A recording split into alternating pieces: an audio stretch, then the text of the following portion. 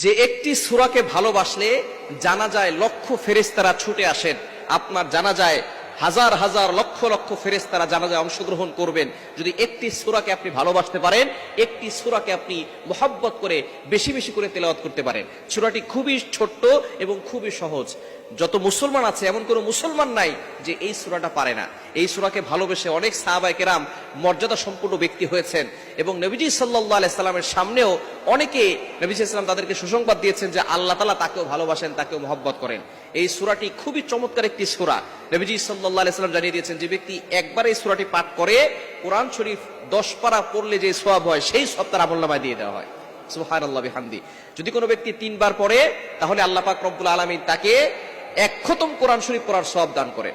শুধু তাই নয়, নবীজি সাল্লাল্লাহু আলাইহি ওয়াসাল্লাম আরো জানিয়ে দিয়েছেন যে ব্যক্তি সূরাটি মাত্র 10 বার পড়বে আল্লাহ পাক রব্বুল আলামিন তার জন্য জান্নাতে একটা প্রাসাদ দিয়ে দিবেন। এজন্য এই সূরাটি বেশি বেশি করে পড়া দরকার। ছোট্ট সূরা, ফজিলত অনেক বেশি। এই সূরাটি আম্মা জান আয়েশা রাদিয়াল্লাহু তাআলা নিজে বলে দিয়েছেন। বুখারী শরীফের 7375 নম্বর হাদিস।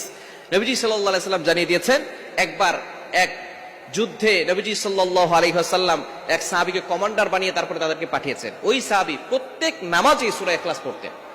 যখন অভিযান শেষ করে তারা আসার পরে সমস্ত সাহাবায়ে কেরাম অভিযোগ করলো, ইয়া রাসূলুল্লাহ, ইয়া হাবিবাল্লাহ, এই সাহাবীকে আপনি কমান্ডার বানিয়েছেন, প্রত্যেক নামাজেই সে সূরা ইখলাস তেলাওয়াত করে, সে শেষে সূরা ইখলাস তেলাওয়াত করে নামাজ শেষ করে।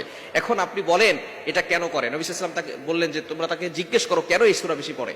সেই সাহাবী বললেন, ইয়া রাসূলুল্লাহ, ইয়া হাবিবাল্লাহ, এই সূরা আল্লাহর পরিচয় রয়েছে, এই জন্য আমি এই সূরাটা বেশি বেশি তেলাওয়াত করি। নবীজি সাল্লাল্লাহু আলাইহি সাল্লাম বলেছেন, আন্নাল্লাহা ইউহিব্বু, নিশ্চয়ই আল্লাহ তোমাকে ভালোবাসেন, আর এই সূরাই তোমার জন্য জান্নাতে যাওয়ার জন্য যথেষ্ট হয়ে যাবে।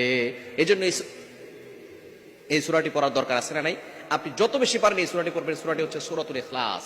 সূরার নাম কি? সূরা ইখলাস। কুল হুয়াল্লাহু আহাদ, আল্লাহুস সামাদ, লাম ইয়ালিদ ওয়া লাম ইউলাদ ওয়া লাম ইয়াকুল লাহু কুফুয়ান আহাদ।